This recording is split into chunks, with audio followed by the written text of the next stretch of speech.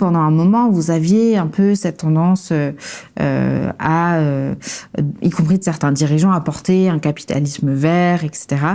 Aujourd'hui, on a un Trump aux États-Unis qui nie explicitement le problème du changement climatique, qu'il a passé cette semaine une immense loi de dérégulation qui va permettre d'aller encore plus loin sur la pollution, sur l'exploitation des fossiles, etc. Donc on est face à ce genre de situation, en fait. On a un capitalisme qui, pour survivre, est obligé de passer par-dessus bord toute forme de limite, toute forme de respect pour le vivant. Et ça, sur le plan plus politique, ça se traduit aussi par un décrochage complet entre les nouvelles formes de capitalisme et le respect des formes démocratiques.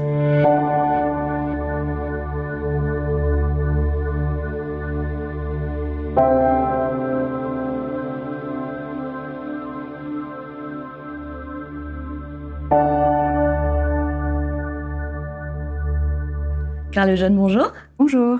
Tu es une figure des militants Marche pour le climat en 2018. Tu as participé au lancement de XR France. Tu as notamment participé à l'action de décrochage de portraits dans la mairie du 19e. Tu es passée chez les écolos. Tu as été secrétaire des jeunes écolos. Aujourd'hui, tu es députée d'LFI depuis 2024 et tu étais déjà candidate en 2022. Tout à fait.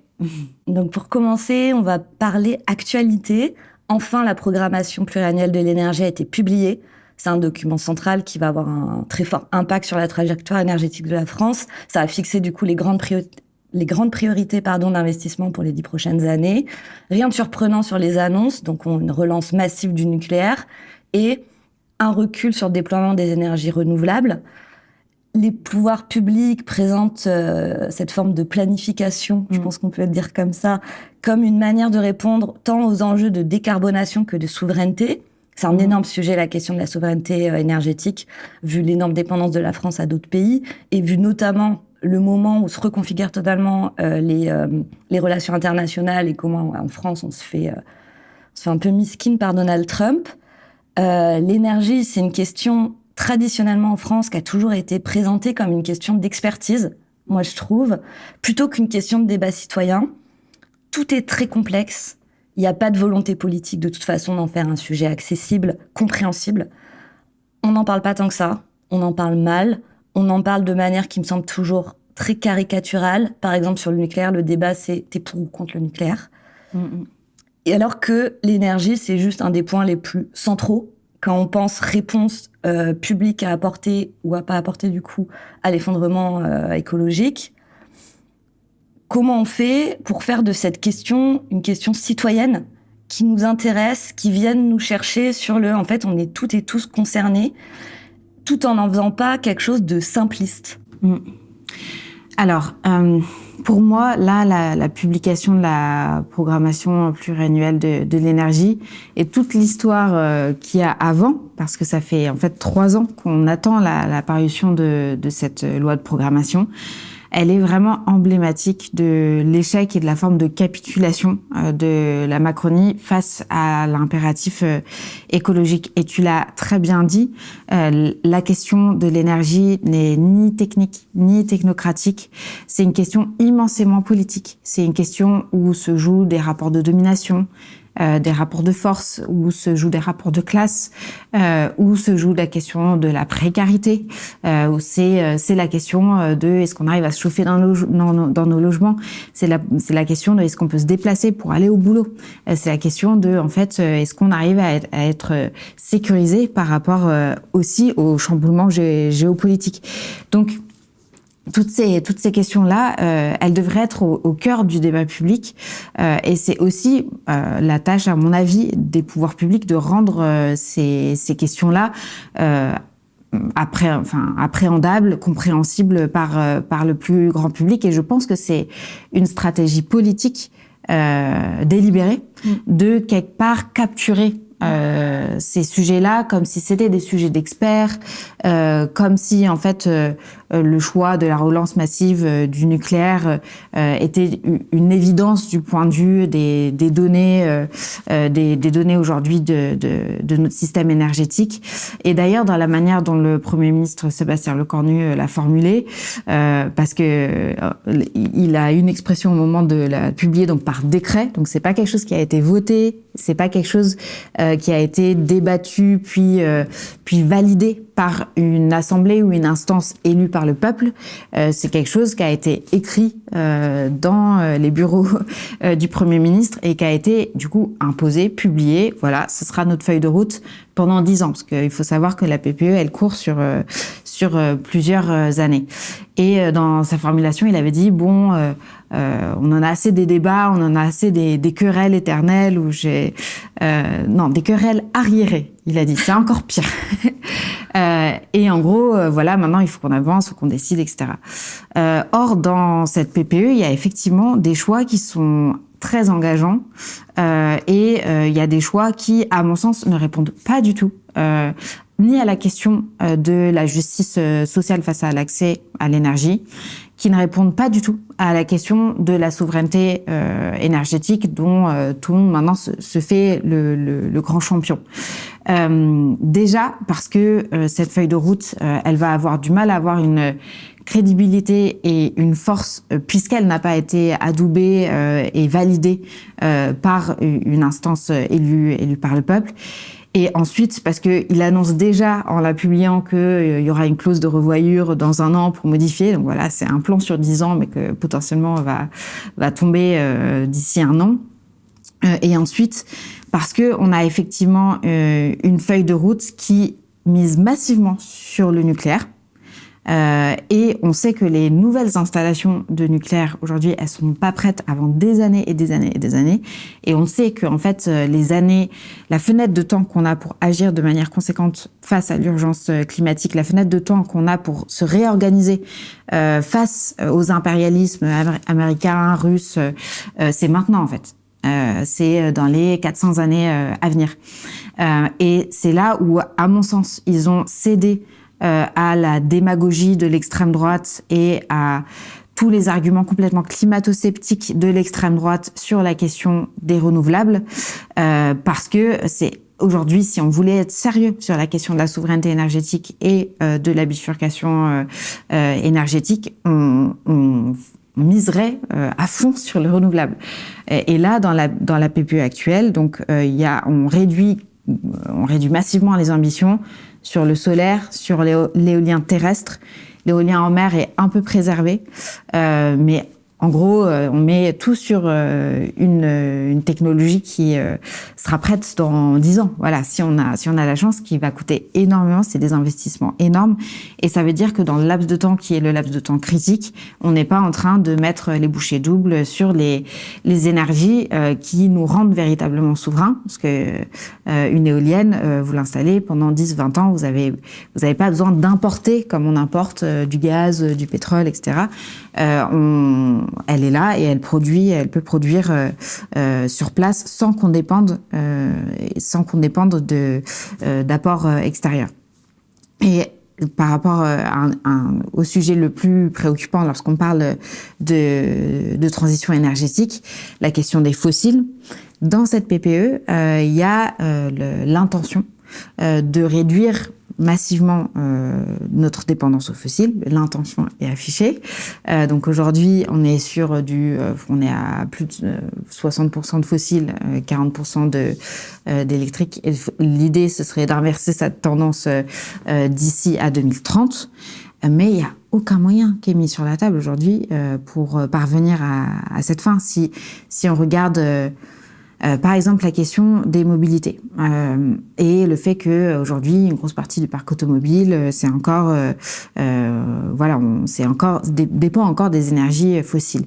Les moyens qui ont été mis en œuvre, d'une part pour aider à l'électrification du parc automobile, sont complètement à la ramasse par rapport à la réalité sociologique qu'on a aujourd'hui. C'est-à-dire que si vous avez des voitures électriques qui aujourd'hui valent en moyenne, c'est 30 000 pour financer une voiture électrique. Vous avez des aides d'État qui sont au maximum aujourd'hui dans les 5 000 euros.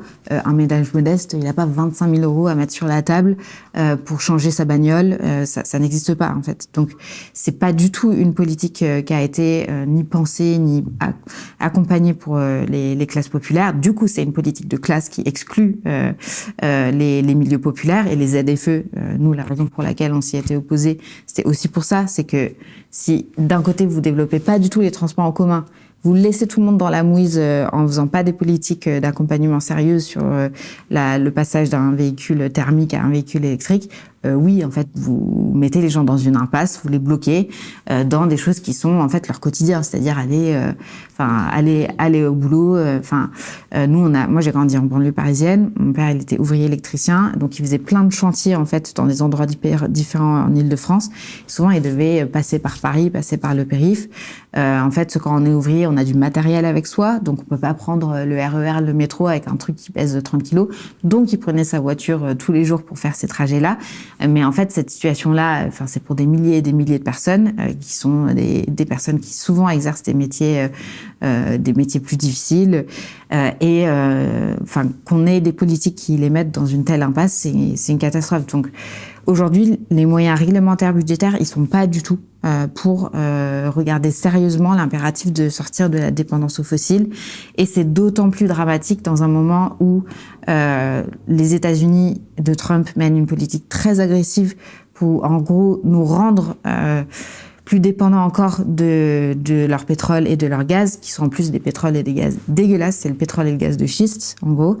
Et lorsque Ursula von der Leyen est allée négocier un accord avec lui, dans cet accord-là, il y avait le fait que l'Union européenne s'engageait à acheter du pétrole et du gaz de schiste américain. Voilà. Et on a bien sûr le problème qu'on connaît depuis le déclenchement de la guerre en Ukraine, de la dépendance au gaz russe. Donc ces problèmes-là, aujourd'hui, la PPE, elle n'y répond pas. Voilà. Elle met pas du tout les moyens sur la table pour engager quelque chose qui ressemblerait à une bifurcation énergétique à la hauteur des enjeux qui sont devant nous. Et qui répondent pas du tout non plus aux enjeux de justice sociale. Donc le résultat, ça risque d'être une aggravation des inégalités et des fractures face à l'accès à l'énergie. Et ça risque d'être des dépendances renouvelées et potentiellement accrues face aux impérialismes américains et russes vis-à-vis notamment des fossiles. C'est intéressant les liens que tu tisses en permanence entre inégalité de classe et questions écologiques. Et d'ailleurs, on en reviendra parce que c'est quelque chose qui est assez marquant dans ton parcours. Mais peut-être juste avant, pour continuer sur le nucléaire, parce qu'on n'en parlera pas après, que c'est au centre de la PPE et qu'au final, on n'en a pas tant que ça parlé. La gauche, elle n'est pas exempte de ce que je disais de opposition caricaturale pour et contre le nucléaire. Je reprenais le programme de la France Insoumise et je me suis noté, il est écrit dans le programme, le nucléaire n'est plus une solution d'avenir. Du coup, c'est vrai que LFI est présenté aujourd'hui du coup comme un parti, se présente comme un parti qui est anti-nucléaire, ce qui est un point central d'ailleurs de crispation avec le PCF, on le sait bien. Le LFI porte le 100% renouvelable. Est-ce que c'est pas aussi une impasse de se passer totalement du nucléaire et moi j'y connais rien, mais du coup pour essayer de justement dépasser un peu les caricatures, qu'est-ce qu'on pourrait faire plutôt comme transition énergétique où on jette pas le nucléaire, j'imagine, du jour au lendemain et qu'on passe pas tout de suite à du 100% renouvelable, quoi. Clairement, de toute façon, on arriverait au pouvoir là en 2027, c'est pas possible de dire on ferme toutes les centrales. Il y a bien sûr quelque chose qui est de l'ordre de la planification pour arriver d'un point A à un point B. Notre point B, notre horizon, c'est effectivement du 100% renouvelable. Et quand on dit le nucléaire n'est pas une énergie d'avenir, c'est pas là que se joue l'avenir, c'est que là, on est face à un choix. On est sur un parc nucléaire avec vieillissant, voilà, où qui est pas exempt de risques aussi. Plus le parc est vieillissant, plus on a aussi une dangerosité des installations, et ça, c'est des questions qui sont fondamentales. Quelque chose qui se passe mal sur une installation nucléaire, c'est des dommages potentiellement immenses. Voilà. Et donc, on est dans les années où où vous avez une partie de la classe politique qui veut faire le choix du nouveau nucléaire, en gros. Les mini-réacteurs que personne n'a encore réussi à sortir. Là, il faut mettre des milliards sur la table, des milliards. Il faut investir des milliards sur 10, 20 ans pour arriver à renouveler le parc nucléaire. Et pendant qu'on fait ça, c'est des milliards et de l'engagement public qui n'est pas mis sur les renouvelables. Et la PPE, elle révèle exactement ça. C'est-à-dire que, en fait, si le choix de renouveler et d'avoir cette seconde génération de nucléaire, ça condamne la possibilité de compter sur les renouvelables pour faire cette transition. Hein. Et en fait, on garde les renouvelables comme un truc un peu à la marge pour ajuster. Et donc, nous, notre choix politique explicite assumé, c'est de miser non pas sur un nucléaire version 2, d'une part pour des raisons de sûreté. Aujourd'hui, dans un contexte géopolitique où l'Ukraine se fait agresser et où les centrales ukrainiennes ont été mises en danger plusieurs fois, en fait, on a une guerre. Si on a une guerre à nos portes, les centrales nucléaires sont des cibles énormes. Et on est un des seuls pays où on a un parc, on a une centrale nucléaire pas très loin de Paris. Elle est ciblée, c'est la capitale qui tombe. Enfin, il y a des enjeux de sûreté qui sont immenses. Et puis les camions qui passent, paraît-il, ça avait été pointé par Chantal Asso, qu'en fait on peut définir super facilement. Oui, il y avait des actions de Greenpeace notamment. Greenpeace, je crois. Alors Greenpeace, j'ai le souvenir d'une action où ils s'étaient du coup immiscés dans une centrale nucléaire, mais ils l'ont fait pour alerter sur le fait que, en fait, il y a une forme de j'ai un respect pour le travail de tous ceux qui bien sûr font en sorte que les installations soient sécurisées, mais c'est des installations qui sont gérées par des humains, il y a des failles, et du coup la question c'est est-ce que on est collectivement prêt à prendre ce risque-là dans un contexte où on a non seulement le retour de la guerre à l'échelle mondiale, mais en plus du terrorisme, il y a ça. Et puis le dérèglement climatique en lui-même, c'est plus d'événements météorologiques extrêmes, c'est plus de périodes de canicules, sécheresse, et on a bien vu à plusieurs reprises pendant les canicules qu'il y avait des centrales qui se mettaient à l'arrêt parce qu'elles ont besoin d'eau. En fait, il faut que l'eau soit pour refroidir. Voilà, ce qui pose aussi des problèmes de biodiversité par ailleurs sur les fleuves et les cours d'eau qui sont utilisés justement pour refroidir les réacteurs. Donc en fait, c'est la problématique de l'eau, j'ai l'impression, qui est souvent pas traitée quand on parle nucléaire, alors que c'est quand même une ressource. Enfin, on sait bien, et d'ailleurs, plein d'autres luttes écolo en ce moment parlent beaucoup de l'eau. Exactement. Je pense au soulèvement de la Terre. Ouais.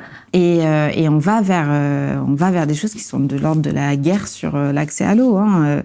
On le voit aujourd'hui, des tensions très fortes dans le monde agricole. On le voit aussi sur la qualité de l'eau. Et là, par exemple, il y a eu plusieurs villages où ils ont l'interdiction d'utiliser l'eau du robinet et ils sont parce qu'elle est polluée au PFAS. Donc cet enjeu de l'eau comme commun à protéger et à distribuer de manière équitable et en fonction des besoins, c'est-à-dire prioriser les usages de l'eau qui correspondent à des vrais besoins et pas à des formes dispendieuses d'usage, ça va être des questions absolument fondamentales.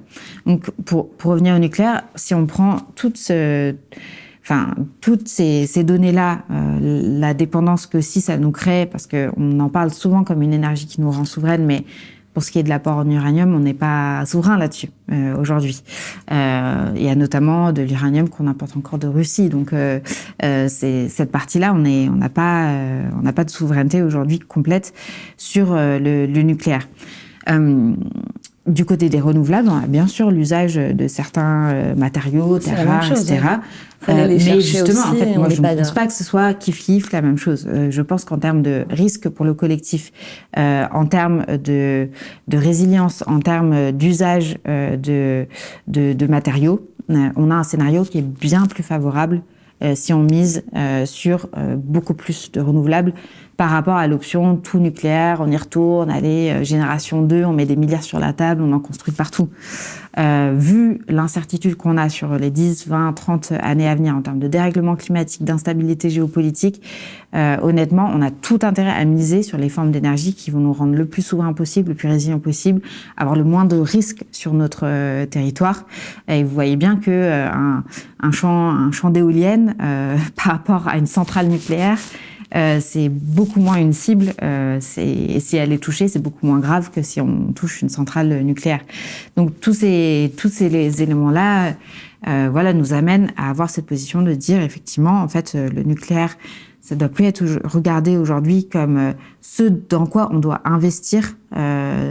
Ça doit être quelque chose qui nous aide à faire cette transition. Mais les énergies d'avenir, c'est bien les énergies renouvelables. Voilà. Et de ce point de vue-là, la politique menée récemment est une catastrophe. Donc, j'étais cette semaine avec les salariés des renouvelables. Ça fait du coup 3 ans qu'on les mène en bateau en ne publiant pas cette programmation pluriannuelle de l'énergie. Eux, c'est ça qui leur permet de savoir s'ils vont pouvoir bosser ou pas, s'ils vont pouvoir développer des projets ou pas, si on va avoir les financements pour le faire. Et du coup, il y a déjà eu des pertes d'emplois, des pertes d'opportunités sur ce secteur-là, parce que le gouvernement est incapable de mener une planification sur ces sujets-là. Ils avaient aussi une grande crainte parce que quand même, lors de certains débats à l'Assemblée, il y a un moratoire sur les énergies renouvelables qui avait été voté, et pas appliqué heureusement, mais ça avait été voté sous l'influence et avec, c'était l'extrême droite en gros. Donc dans ce secteur-là qui devrait être lui le secteur qui explose, les secteurs où on peut aussi proposer plein d'emplois aux plus jeunes, avoir des immenses programmes de formation qui devraient être le grand chantier qui anime toute la nation. On se rend compte que c'est un secteur qui est en difficulté, qui est en train de perdre des emplois, qui est en train de perdre des projets. Et pendant ce temps-là, en fait, vous avez aussi une montée en puissance de toute la technologie chinoise, etc. Donc, pendant que nous, on désinvestit de ces questions-là, en misant tout sur un nucléaire qui, à mon sens, n'est pas l'avenir parce que ce sera pas prêt avant des années et que ça nous rend pas souverains et que ça nous sécurise pas, bah, pendant ce temps-là, on est en train de perdre la course de vitesse aussi sur la technologie face aux Chinois, face aux renouvelables chinois sur certaines dimensions. Voilà. On n'a pas le temps de développer davantage. Je pense que c'est des questions qui se... Peut-être, dites-nous en commentaire, parce que c'est peut-être quelque chose qui se fait sur un entretien plus long, vraiment sur les questions d'énergie, parce que du coup on en a parlé rapidement, mais c'est vrai que depuis les travaux de Jean Covici, j'ai l'impression qu'il y a quand même une fissuration du consensus antinucléaire, des gens qui ont des positions, plus ou moins proche de celle que toi tu défends, Claire, etc. Une petite transition avec la suite sur le nucléaire. Pour le coup, tu n'es pas déboussé sur le fait que LFI est aligné avec les écolos. Du coup, pour en revenir plutôt là sur cette deuxième question, à ton parcours, tu avais rejoint les écolos en 2017. Tu étais proche du maire de Grande-Synthe, Damien Carême, qui a été très précurseur sur plein d'initiatives locales qui sont aujourd'hui mises en place partout. Je pense aux cantines 100% bio locales, les jardins partagés, etc. Mais qui allait encore plus loin parce que c'était quelqu'un qui tenait en plus des questions écolo aussi, les questions sociales, qui avait expérimenté le minimum social garanti avec les habitants. C'était quand même incroyable comme expérimentation pour les habitants qui vivent sous le seuil de pauvreté. Donc Damien Carême qui est aujourd'hui député européen. T'as été cofondatrice des Jeunes Écolos. Tu soutenais une écologie dite de rupture. T'étais proche de figures comme Éric Piolle, Sandrine Rousseau. Bref, tout ça pour dire que dans ce parti qui est ELV, qui a pas de colonne politique, de colonne vertébrale politique, faussement quand même un consensus autour de pas de justice climatique, pas de justice sociale. Mais d'ailleurs, t'as un Yannick Jadot pour qui l'écologie n'est ni de droite ni de gauche. T'as une Marine Tondelier à qui on demande est-ce qu'il faut la fin du capitalisme, qui répond je sais pas si vous voulez. Finalement, toi, t'es candidate pour la députation à LFI en 2022, puis en 2024, t'es élue. Qu'est-ce qui s'est passé, toi, dans ton parcours? Pourquoi t'as changé de parti? Est-ce que tu t'es pas dit, je sais pas, on peut faire basculer ce parti, les écolos, vers une ligne de rupture plutôt que le laisser dériver sur ce non-choix entre écologie capitaliste et écologie plus radicale, quoi. Ouais. Alors effectivement, ce choix-là, je l'ai fait en 2022, où j'ai fait le choix d'aller faire la campagne de Jean-Luc Mélenchon. Et aujourd'hui, vous voyez qu'il y a pas mal d'écologistes qui font le même choix que moi. On a eu la tribune de pas mal d'écologistes qui justement pointaient des choses que moi je voyais déjà dans le parti des écologistes au moment où j'y étais. Donc moi j'ai commencé à militer plutôt dans l'associatif. Et j'étais à Lyon à ce moment-là, je faisais mon master de philo et on avait monté une association qui en fait accompagnait les demandeurs d'asile sur leur procédure juridique. On faisait des maraudes pas mal dans les camps à Lyon, on avait organisé un réseau d'hébergement solidaire. Enfin, c'était en gros une asso d'entraide envers les sans-papes, tout ce qui était en fait précarisé administrativement et économiquement et de tout point de vue par les politiques actuelles. Et donc c'est aussi ça qui m'a amené à regarder de plus près ce que faisait Damien Carême-Grande-Synthe, parce que lui en gros élu dans une ville du Nord-Pas-de-Calais, taux de chômage énorme, taux de pauvreté énorme. Donc, ce qu'il peut faire, s'il fait de l'écologie, ça peut que être une écologie populaire. Voilà, il y a pas de secret. Et par ailleurs, il se trouve que la ville de Grande-Synthe est sur une route migratoire, celle qu'empruntent ceux qui veulent passer la Manche et rejoindre parfois leur famille ou autre en Angleterre. Et du coup, il y avait un camp qui s'était installé à Grande-Synthe dans des conditions horribles et lui a bataillé avec la préfecture et avec l'État pour que, en gros, un camp aux normes du HCR, aux normes du Haut Conseil aux réfugiés, soit construit et pour qu'il soit dans des conditions dignes. Donc, à mon sens, il tenait un peu tous les bouts, c'est-à-dire une intransigeance sur le respect de la dignité humaine, une intransigeance sur on ne cède rien en fait aux idées racistes qui voudraient que ces gens-là valent moins, il faut juste s'en débarrasser, ils n'ont rien à faire là. Donc, un attachement très fort au respect des droits humains. Et puis, il arrivait très bien à tenir les deux bouts de l'écologie, oui, mais toujours dans le même temps et de manière simultanée et pas après la justice sociale. Donc, en fait, à ce moment-là, on se connaissait pas du tout. Hein, je lisais des articles sur ce qu'il faisait à Grande-Synthe. Je l'avais jamais vu de ma vie. Et c'est ça qui m'a poussé, effectivement, à pousser la porte plutôt des jeunes écolos que j'ai pas cofondé du coup. Les jeunes écolos, c'est l'organe jeunesse de LV. Et juste, je les ai rejoints et j'ai du coup dirigé le mouvement pendant un an. Et en fait, chez les jeunes écolos, je retrouvais une radicalité qui est plus grande que dans le parti. Non, en fait, c'était évident que, dans ce mouvement, c'était évident que l'écologie était incompatible avec le capitalisme, que écologie, féminisme, antiracisme, tout ça se travaillait d'un bloc et qu'on faisait pas des choix que pour telle ou telle raison d'exclure ou d'invisibiliser une lutte, c'est qu'on les menait toutes de front.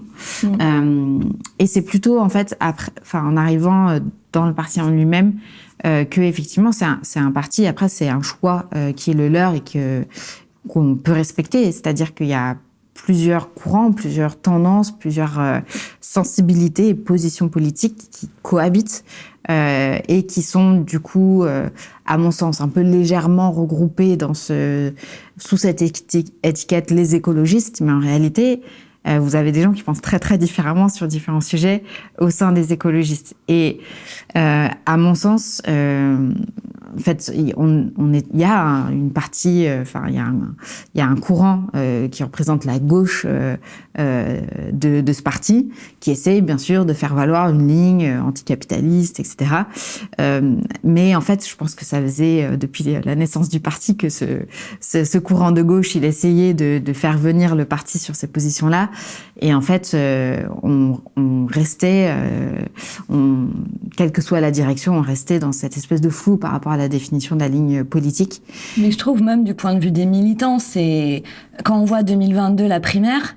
Enfin, t'as Jadot face à Rousseau à quelques centièmes de pourcentage d'écart. Donc ça montre bien que ça, c'est pas tranché, même au sein des électeurs. Il y a assurément des choses qui sont pas tranchées. Après, je pense que pour eux, et ça, je le respecte encore une fois, ça fait partie de leur démocratie interne, d'avoir ce débat-là, etc.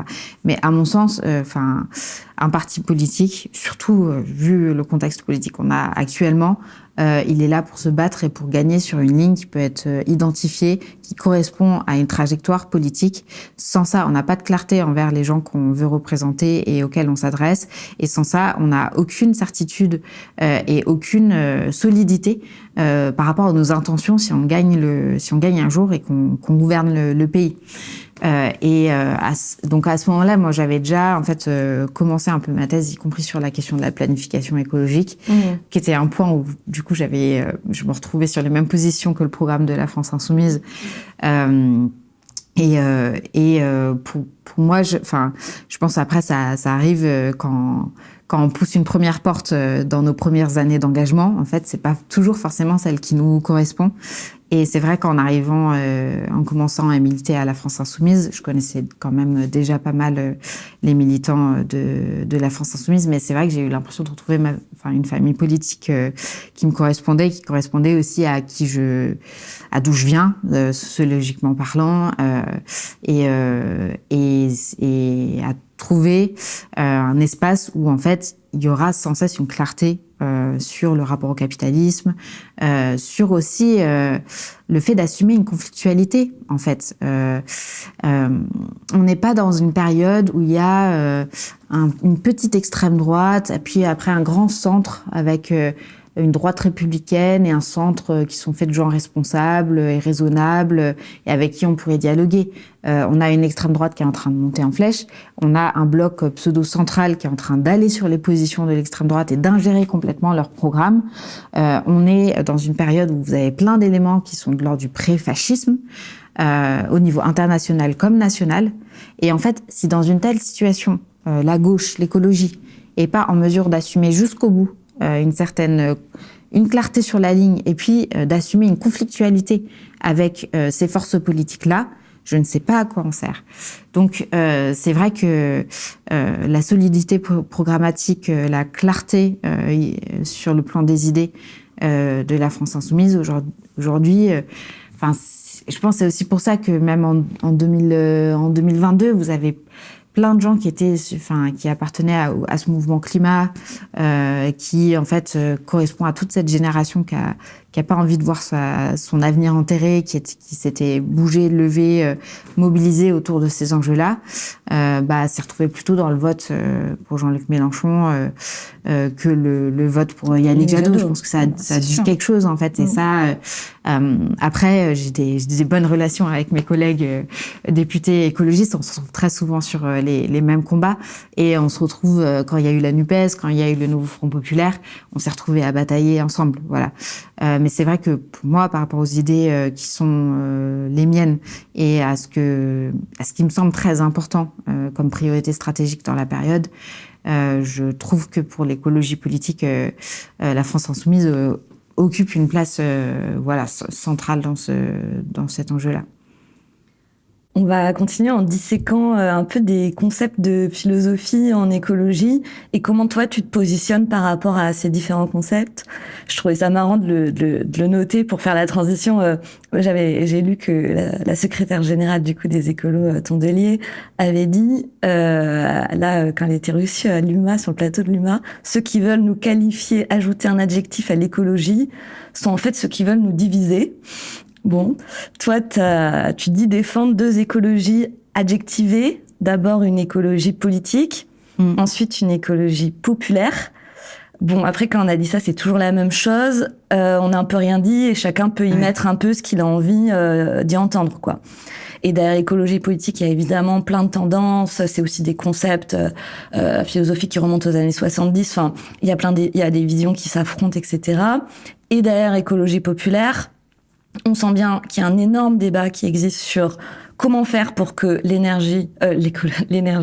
l'écologie soit pas seulement un truc de bourgeois, avec deux questions qui en découlent. La première, pour moi, qui est un peu quelle mesure on peut proposer pour que ça devienne aussi un idéal qui est désirable pour toutes et tous, sachant que ces dernières années, quand il a été question de parler d'écologie, ça a plutôt mené à des crispations et des impressions qu'on allait y perdre, mais vraiment rien y gagner face à l'effondrement en cours. Et puis, en deuxième, la question pratique de comment parler d'écologie pour tous. Moi, j'ai aussi envie d'en faire une distinction. Comment on fait pour aller chercher les classes populaires qui ne sont pas non plus un tout homogène. Et là, du coup, je vais le dire de manière un peu simpliste, mais on parle pas, je pense, de la même manière aux classes populaires rurales qu'aux classes populaires urbaines, qui n'ont pas du tout le même rapport à la nature, voilà, vu où elles vivent, quoi. Voilà, donc du coup, pour revenir d'abord sur toi, qu'est-ce que tu mets du coup derrière ces deux concepts, et puis d'avoir vu que tu commençais en plus à en parler un peu, comment on peut faire, en tout cas, quelles sont les idées qu'on peut avoir pour faire que cette écologie populaire, ce soit pas quelque chose de bourgeois, que ce soit vraiment quelque chose de populaire. Ouais. Bah, à mon sens, oui, c'est vrai que j'avais vu passer cette expression de Marine Tondelier, et je pense que ça correspond aussi à une volonté de préserver un précaré pour dire bon bah nous on est les écologistes, c'est ça notre identité politique, mais par définition ce qu'ils disent c'est que tous ceux qui ne sont pas les écologistes ne porteraient pas une écologie. Donc enfin ça c'est très compliqué dans une situation où en fait il n'y a jamais eu une écologie, c'est-à-dire que dès la naissance des premiers mouvements écologistes, vous avez déjà des débats extrêmement intéressants. Vous avez toute une histoire de l'écologie sociale avec André Gortz. Vous avez aussi un environnementalisme, donc une tendance qui va beaucoup insister sur la préservation des espaces naturels, etc., mais qui va avoir beaucoup moins d'attention sur les conséquences sociales des politiques mises en place pour opérer une telle préservation. Et surtout, vous avez aujourd'hui, vous avez des chercheurs qui travaillent, par exemple, sur le fait que se développe un écofascisme, c'est-à-dire une vision de l'écologie, mais qui part de l'extrême droite, qui va insister beaucoup sur la dimension de le localisme, la protection des paysages français. Et vous le voyez déjà avec le débat sur les éoliennes, le fait que les éoliennes soient moches et que c'est pour ça que l'extrême droite n'en veut pas. Vous avez déjà cette dimension un peu patrimoniale de préservation de ce qui va être le terroir français, etc., qui exclut, qui va être un peu sélectif aussi sur la manière dont on parle de bien-être animal, qui va pas du tout aller sur les sujets chasse ou abattage ou l'élevage industriel, mais puis qui par contre, Marine Le Pen pose avec des chats, etc. Vous avez déjà en fait une certaine formulation de l'écologie qui se fait à l'extrême droite. Vous avez une écologie libérale qui compte sur les marchés carbone, qui compte sur l'innovation, qui compte sur la croissance en faisant le pari qu'on peut avoir une croissance verte. Vous avez une formulation libérale de l'écologie. Et nous, ce qu'on dit face à ça, c'est que juste se revendiquer de dire nous, on est l'écologie, c'est pas suffisant pour faire face à l'extrême droite et à l'extrême centre. C'est pas suffisant. Il faut avoir une vision politique de l'écologie donc, mais il faut les ancrer dans les combats qui ont toujours été les combats historiques de la gauche pour la justice sociale, pour la solidarité internationale, et il faut toujours arriver à l'ancrer dans une vision de transformation. Et là où j'adjective le mot aussi, c'est dire oui, une écologie politique, une écologie populaire, et pour ça, il faut que ce soit une écologie de rupture, c'est-à-dire que c'est une écologie qui n'accepte pas le cadre existant du capitalisme et qui va essayer de récupérer des parts de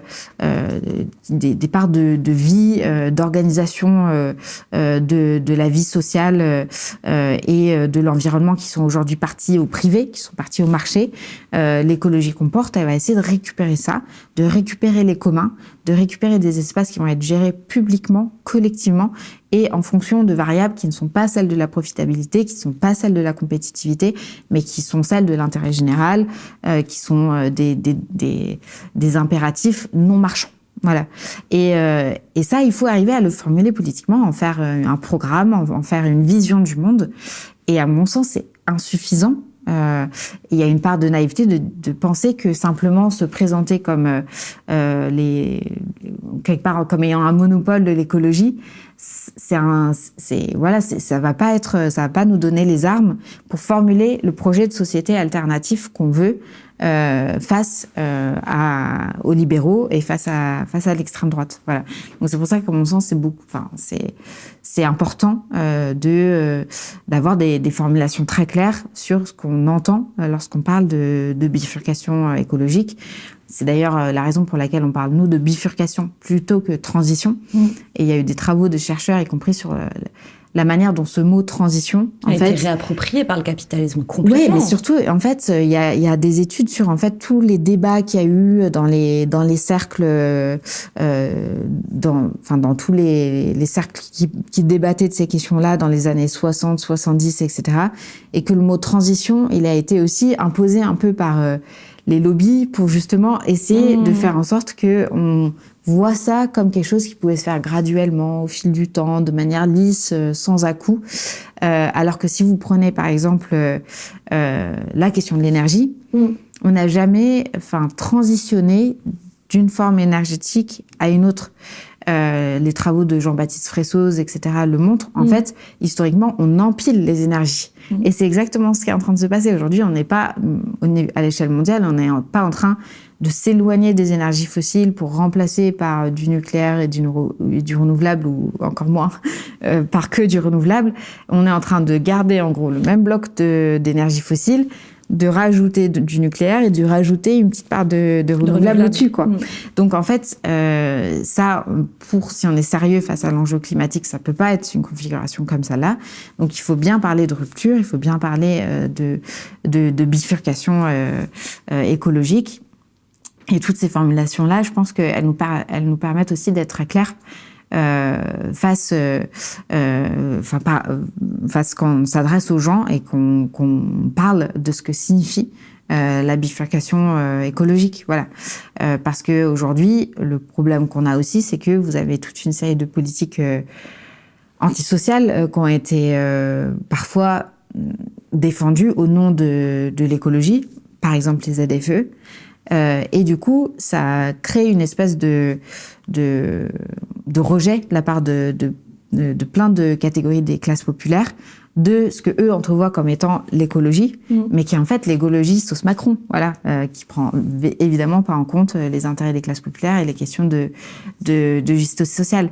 Donc je pense que c'est aussi un élément important, nous, dans notre combat politique, d'arriver à bien faire comprendre que la bifurcation écologique, elle se fera au bénéfice d'un renversement de force en termes de rapport de classe, voilà, et que la question, par exemple, de la taxation des plus riches et des plus grandes entreprises, elle est dans la question écologique, voilà, elle ne s'en dissocie pas. On ne peut pas avoir des inégalités aussi massives en termes de captation de la richesse et avoir à côté de ça des mesures coercitives pour empêcher les plus pauvres de se chauffer, de se loger, de circuler. C'est pas possible en fait. Voilà. Donc mettre vraiment au cœur de la question écologique la question de la domination de classe, de genre, de race, tous ces sujets-là, à mon sens, c'est la manière dont on construit cette majorité. Parce que la question est là aussi, c'est celle de la stratégie politique et électorale. Et en fait, je pense que l'erreur, c'est de se dire qu'on on va gagner sur l'écologie avec, en gros, un bout de la classe moyenne. En fait, si on n'a pas le peuple lui-même et toutes les catégories populaires dans leur diversité, qui se rendent compte qu'ils ont un intérêt commun à porter cette vision-là et ce programme-là, on n'arrivera pas de toute façon à avoir le rapport de force suffisant pour gagner et ensuite, quand on a gagné, appliquer le programme qu'on a envie d'appliquer. Voilà. Et ça, c'était un dernier point que tu avais mentionné dans ta question que je trouve super intéressant sur, en gros, le fait qu'on a quand même des classes des classes populaires qui sont diversifiées. Et oui, il y a plein de données sociologiques qui sont différentes quand on regarde des classes populaires plutôt en ruralité et plutôt les classes populaires de l'urbain, du périurbain, des banlieues, etc. C'est sûr que c'est très différent. Mais il y a tellement de points communs et il y a tellement de points sur lesquels il y a des intérêts communs que, à mon sens, tout le travail qu'on doit faire, c'est aussi d'arriver à constituer, à tirer ces fils rouges qui permettent de réaliser qu'en fait, on a les mêmes intérêts et les mêmes adversaires. Prenez juste la question, par exemple, qui a beaucoup fait débat là, parce qu'on a eu le retour de la loi, d'une autre loi du plomb, etc. Mais la question de la santé environnementale et de l'exposition aux contaminants chimiques, aux pesticides, etc. C'est quelque chose où vous avez une cartographie des rapports de force qui est très claire. Vous avez à la fois les consommateurs urbains comme ruraux qui sont affectés dans leur consommation, parce qu'aujourd'hui, quand on consomme des pâtes, du pain, des céréales, il y a la contamination au cadmium. Quand vous avez des fruits et légumes qui ont été traités, vous avez l'exposition aux pesticides. On a aujourd'hui une épidémie de cancer. Enfin, ça touche en gros tout le monde en tant que consommateur. Ensuite, vous avez les riverains en milieu rural qui sont exposés, eux, parfois à l'épandage de pesticides dans l'exploitation d'à côté, etc. Et ensuite, vous avez l'agriculteur lui-même qui est le premier à être exposé. Lui est sur la machine en train de pulvériser ces trucs, qui est non seulement pris à la gorge parce qu'il est endetté, parce qu'on a un système qui encourage au surinvestissement. Il fait d'acheter tout le temps des machines pour être plus compétitif, etc. Donc ils sont endettés jusque-là, donc financièrement et sanitairement, ils sont dans des impasses complètes. Et donc, il y a des intérêts communs entre l'ensemble de ces catégories de personnes qui sont exposées aux pesticides et aux métaux lourds et aux intrants chimiques.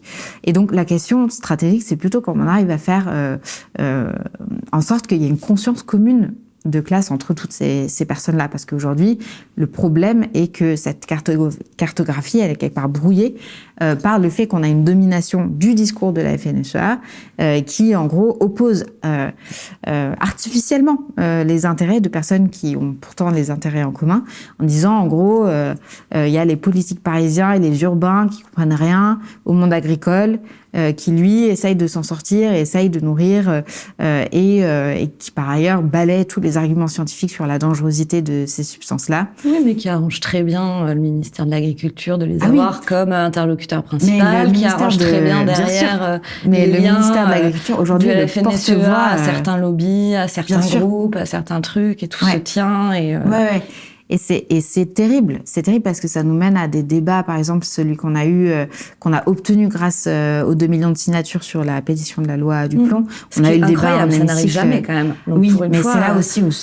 Non, mais la loi est bien faite. C'est-à-dire, elle est bien faite pour que les citoyens, au final, on s'en foute. Mais pour autant, ça a quand même fait quelque chose. Ça a fait actualité, ça a mobilisé les gens. Ouais. Mais c'est là où je me dis que on peut pas réfléchir à la question de la bifurcation écologique indépendamment aussi de la question de la transformation très profonde de nos institutions. On se rend compte quand même, il y a eu un énorme mouvement citoyen, une pétition signée à plus de 2 millions de signatures et on a le droit à 2 heures de débat sans aucun vote. Non, mais c'est absurde. Sans rien. C'est absurde. Avec une ministre qui, en plus, prend la parole pour dire que, finalement, cette pétition, c'était des robots qui tournaient pour augmenter le nombre de signatures. Enfin, c'était affligeant. Et en fait, dans ces débats-là, vous avez bien une partie de la classe politique qui relaie cette manière de cadrer le débat en opposant les agriculteurs, en nous accusant d'être contre eux, etc.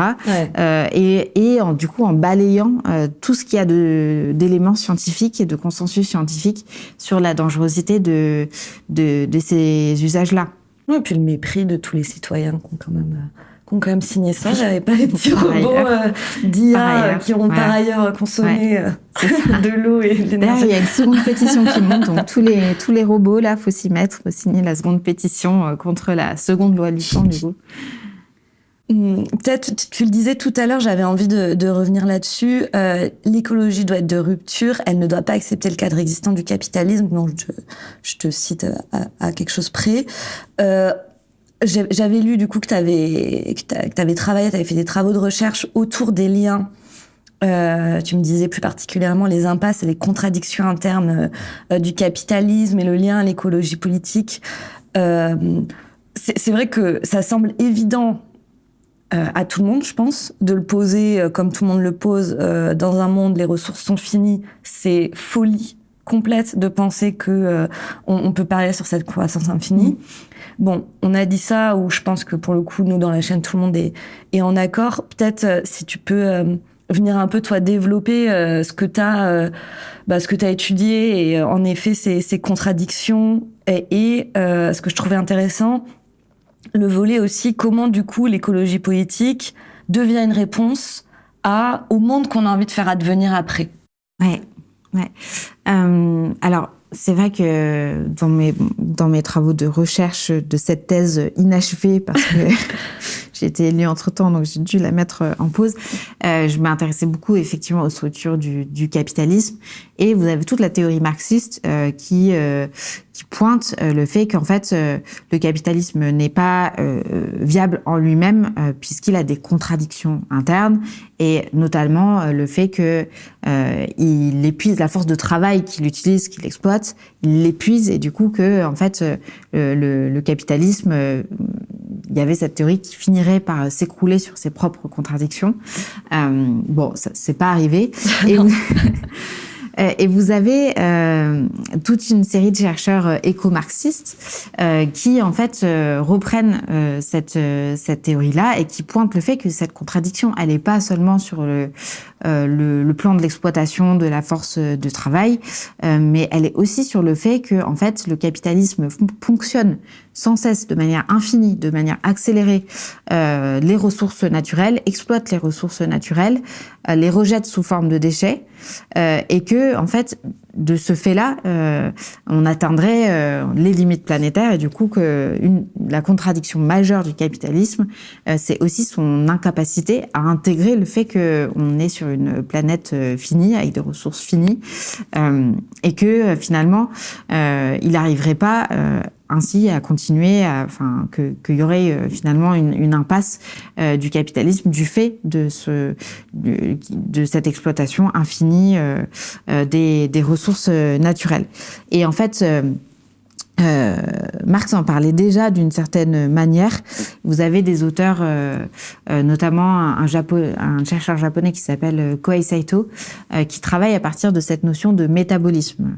En gros, c'est de dire que le capitalisme, il introduit des ruptures métaboliques. C'est-à-dire que, par exemple, avant, quand vous n'aviez pas la domination des villes par rapport aux campagnes, vous aviez des espaces ruraux où, en fait, les choses retournaient à la terre. Vous aviez un système d'engrais qui était localisé. On n'avait pas d'intrants qui venaient chimiques ou qui venaient importés. Donc vous aviez une espèce de subsistance et d'autonomie qui se formait d'elle-même. À partir du moment où vous avez l'urbanisation et le fait que c'est les villes qui finalement ponctionnent sur les espaces périphériques pour nourrir l'accumulation du capital dans les centres urbains, vous avez des ruptures métaboliques qui fait que les périphéries sont sans cesse exploitées, appauvries, etc. Et que ce système-là peut pas tenir très longtemps. Le capitalisme a quand même prouvé une incroyable capacité de résilience, et c'est-à-dire que de métamorphose, c'est ça qui est intéressant, voilà. c'est qui continue sans cesse il va déplacer. Si vous prenez par exemple cette question, la question agricole, et la manière dont effectivement les centres urbains se exploitent et se nourrissent de ce qui tire des périphéries rurales, agricoles, etc. Vous avez eu dans un premier temps, vous avez eu l'importation d'engrais qui venaient notamment d'Amérique du Sud. Et il y a un mot, j'ai oublié le mot. Peut-être que je le retrouvais en cours de. C'est des déjections de mouettes qui s'accumulent, et ça donne une substance qui est ensuite utilisée sous forme d'engrais et qui est importée du Chili notamment au cours du 19-20e siècle. Et une fois que cette ressource-là, elle avait été épuisée, il y a eu des recherches en chimie et on a découvert le procédé Haber-Bosch qui permet ensuite de faire des engrais azotés, chimiques, etc. Mais en gros, on est tout le temps en train de trouver des manières de réparer, d'ajuster les choses et de trouver des nouvelles manières d'exploiter encore plus les ressources naturelles. C'est la même chose un peu pour les fossiles. Hein. Vous avez le pétrole et le gaz conventionnel. Et après, lorsqu'on avait du mal à trouver des nouvelles ressources de ce point de vue-là, on a fait le pétrole-gaz de schiste, qui implique des modes d'exploitation encore plus radicaux et encore plus invasif, on va dire, pour la nature. Donc vous avez sans cesse cette capacité du capitalisme à repousser toujours plus loin les limites de ce qui est possible en termes d'exploitation. On a même une capacité du capitalisme à intégrer dans le marché la nature en tant que telle, voilà. Et c'est tout le problème de l'écologie libérale qui, du coup, mise sur les processus marchands pour même, y compris protéger la nature, par exemple en accolant un prix à la protection de certains espaces, etc. Et du coup, vous avez quand même une très très forte résilience du capitalisme et une capacité de ce point de vue-là à quelque part intégrer la critique et à surpasser ces contradictions. Mais le problème est que le coût de cette persistance du capitalisme est de plus en plus élevé. Et là, ça se manifeste de manière très forte en ce moment, où pendant un moment, vous aviez un peu cette tendance y compris de certains dirigeants, à porter un capitalisme vert, etc. Aujourd'hui, on a un Trump aux États-Unis qui nie explicitement le problème du changement climatique, qui a passé cette semaine une loi pour en gros déréguler, c'est une immense loi de dérégulation qui va permettre d'aller encore plus loin sur la pollution, sur l'exploitation des fossiles, etc. Donc on est face à ce genre de situation en fait. On a un capitalisme qui, pour survivre, est obligé de passer par-dessus bord toute forme de limite, toute forme de respect pour le vivant. Et ça, sur le plan plus politique, ça se traduit aussi par un décrochage complet entre les nouvelles formes de capitalisme et le respect des formes démocratiques, en fait. Et c'est là où, en fait, on voit qu'on entre dans une période où on va avoir soit la poursuite de cette forme de capitalisme de plus en plus extrême, accompagnée par des formes de pouvoir de plus en plus fascistes, soit on arrive à faire cette bifurcation. Et moi, j'ai vraiment l'impression qu'on est dans cette espèce... on est à ce carrefour-là. Voilà. On doit faire ce choix de mettre tout dans la balance pour essayer de faire gagner les forces de rupture. Parce que, en fait, de l'autre côté, c'est plus des formes où on pourra, des formes démocratiques, où on pourra encore faire entendre nos voix. Enfin, aujourd'hui, on le voit bien, même, y compris à l'échelle de notre pays, les oppositions sont diabolisées, tous les mouvements sociaux, les mouvements écologistes sont aussi réprimés.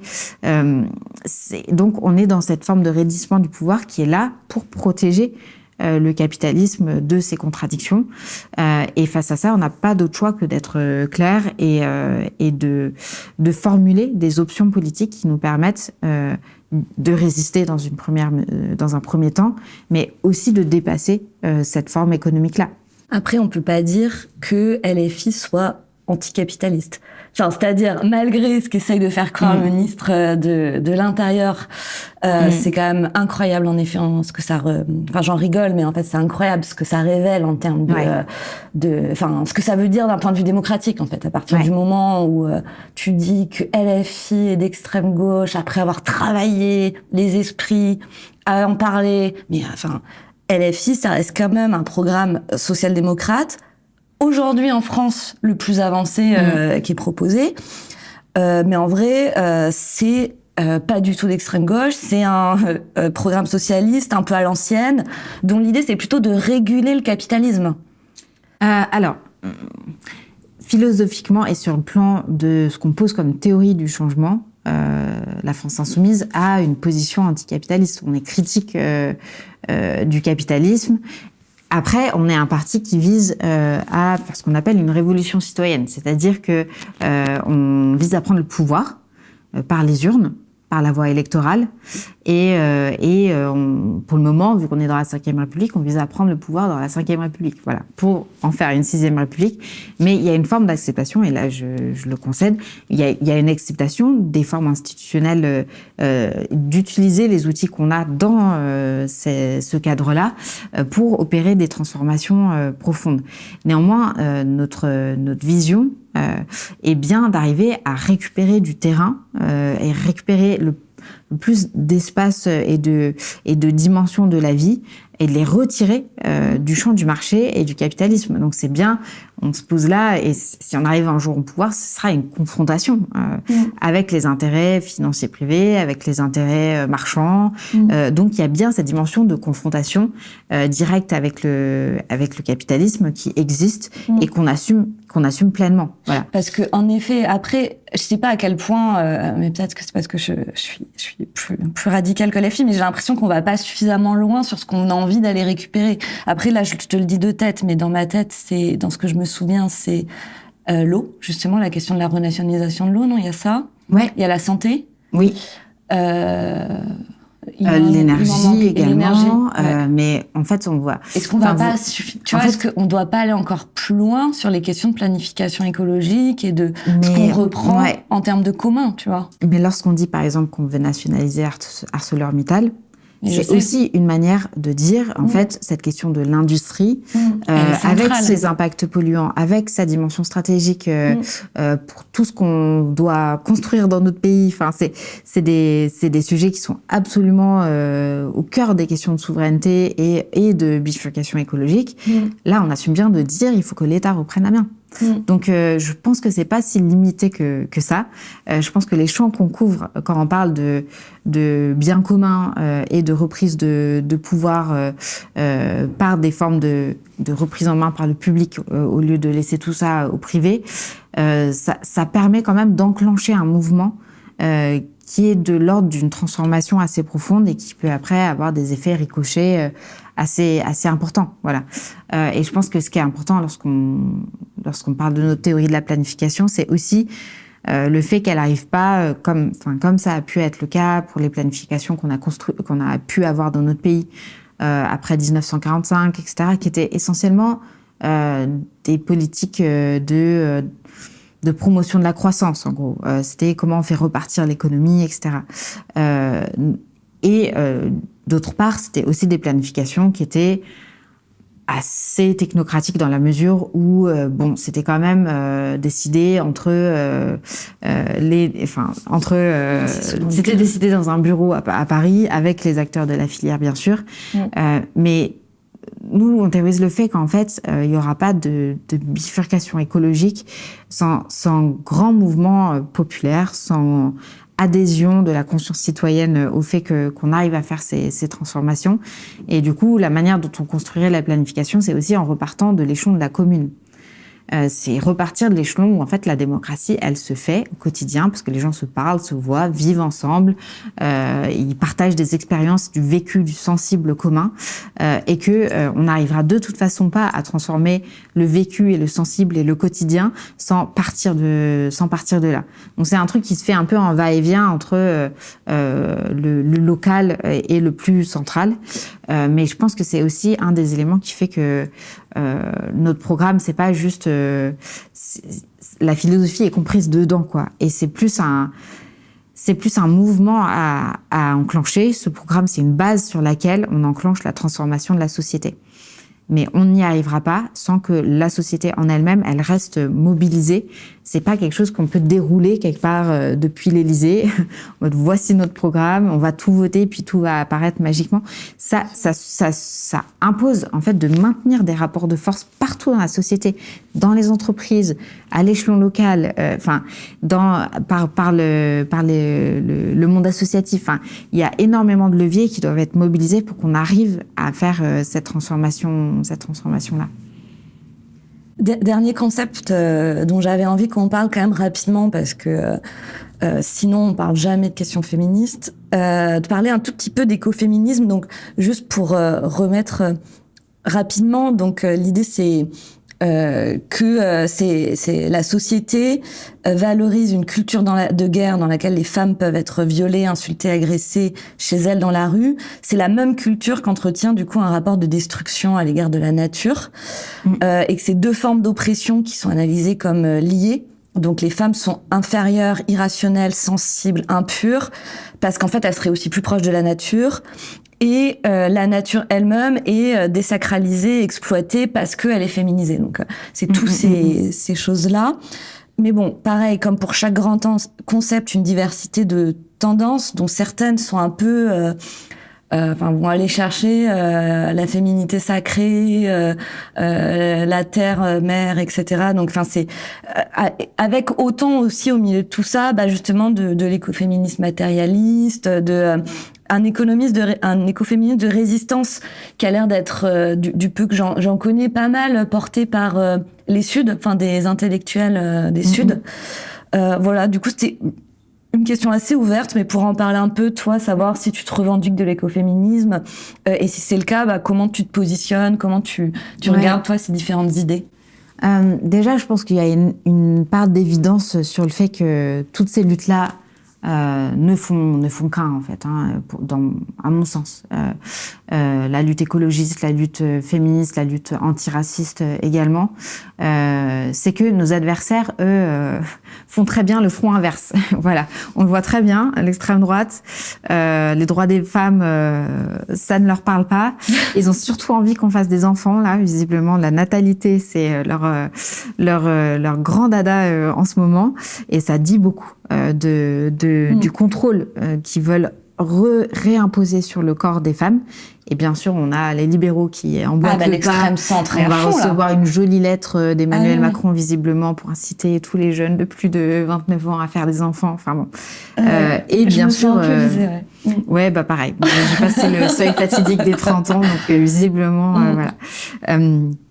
Et ils ont bien sûr la dimension raciste qui est leur ADN depuis le début. Donc eux sont très très au clair sur l'opposition à la fois à l'écologie, au féminisme et à l'égalité dans toutes ces dimensions. Après, ça me paraît évident que ces luttes-là doivent être menées ensemble. Effectivement, parce qu'il y a cette racine commune, à mon sens, qui est flagrante quand on regarde même les textes. Moi, j'ai fait pas mal de philosophie politique, donc vous avez plein de textes, y compris d'auteurs, de grands philosophes classiques qui sont dans le Panthéon, voilà, et qui parlent parfois de la nature, qui théorisent la nature et dans des termes aussi, voilà, où la féminité et la nature sont rapportées un peu sur le même plan. Et vous avez tout le premier volet du deuxième sexe de Simone de Beauvoir qui parle de tout ça, qui parle des mythes un peu, qui sont pas juste des choses qui existent dans nos imaginaires, mais qui ont informé des structures sociales, des structures de domination, qui ont validé des oppressions pendant des années, et jusqu'à aujourd'hui. Voilà. Donc en fait, on a beau avoir cette forme de réveil qu'il y a eu avec MeToo, etc. Et le chemin est encore extrêmement long, à mon sens, à parcourir sur ces questions-là,